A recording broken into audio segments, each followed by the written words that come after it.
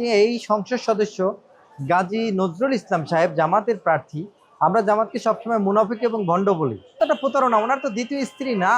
উনি যেটা করেছেন মানে প্রতারণার পরে প্রতারক। আমি আসলে বিষয়টা নিয়ে খুবই লজ্জিত যে একজন সংসদ সদস্য যেভাবে আপনার একটা বাচ্চা মেয়ের সাথে নোংরামি করেছে, চাকরির প্রলোভন দেখিয়ে উনি তার সংসদ সদস্যের এই কারণে উনি তার সংসদ সদস্যের পদ থেকে মানে পদে থাকার সে যোগ্যতা হারিয়েছে।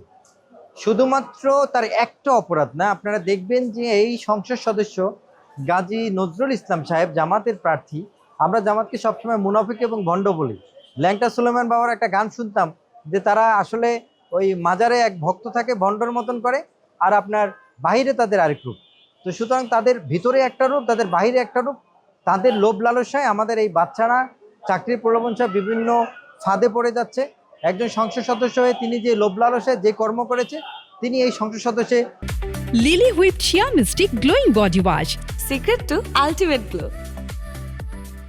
পদে থাকা তার যোগ্যতা হারিয়েছেন। আমি আমাদের সংসদের অভিভাবক স্পিকারের কাছে আমি দাবি করব, এই যে সংসদ সদস্য যিনি এতটা অপকর্মের সাথে জড়িত হয়ে গেছেন, তার অপকর্মের জন্য তাকে এই সংসদ সদস্য তার বিরুদ্ধে ব্যবস্থা নেওয়া হোক। এটা প্রতারণা, ওনার তো দ্বিতীয় স্ত্রী না।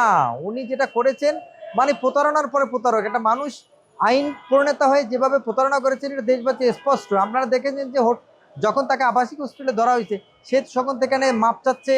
তার স্ত্রী না, তার বাসা মিরপুর, তার মামা দাদা, ও পরিচয় দিচ্ছে দাদা, মেয়েটা বলতেছে দাদা। সেইখান থেকে আবার তাকে বানিয়ে ফেলছে, প্রথম বানিয়েছে এআই, তারপর বানিয়েছে স্ত্রী। তো একটা মানুষ কতটা ভণ্ড প্রতারক হলে, কতটা মুনাফিক হলে মানে স্পষ্ট একটা ঘটনাকে আপনার ঘুরিয়ে পেঁচিয়ে সমাজের মানুষকে আবার বিভ্রান্ত করার চেষ্টা করতে পারে। সুতরাং এই সংসদ সদস্য যিনি এই গাজী নজরুল ইসলাম একজন ভণ্ড প্রতারক মুনাফিক। আমরা এই সংসদ সদস্যের দ্রুত উনি স্বইচ্ছে পদত্যাগ করুক, অন্যথায় আমাদের সংসদে যে অভিযোগ আছে তিনি তার বিরুদ্ধে ব্যবস্থা নেবেন এই প্রত্যাশা করি আমরা।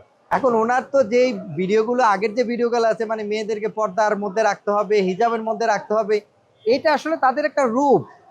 এই যে আমরা যে ভণ্ড প্রতারকদের দেখি না, মাজারের যে ভণ্ডরা মাজারে নাচ গান করে, ভিতরে একরকম বাইরে একরকম, নারীদেরকে বিভিন্নভাবে বসে ফেলে, এটা হলো তার একটা রূপ। মেয়েদেরকে বলবে যে আপনারা নামাজ রোজা করবেন, পর্দার মধ্যে থাকবেন, এই কথা বলে তাদের মানুষ মেয়েদের কাছে ভালো হয়ে থাকবে এবং মেয়েরা নিরাপদ মনে করে তার কাছে যাবে। এটা একটা কৌশল।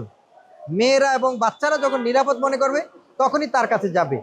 এই নিরাপদ প্রভোকেশন দিয়েই এই মেয়ে বাচ্চাগুলোকে চাকরির প্রলোভন দিয়ে সেই এরকম তার অনেক ঘটনা থাকতে পারে।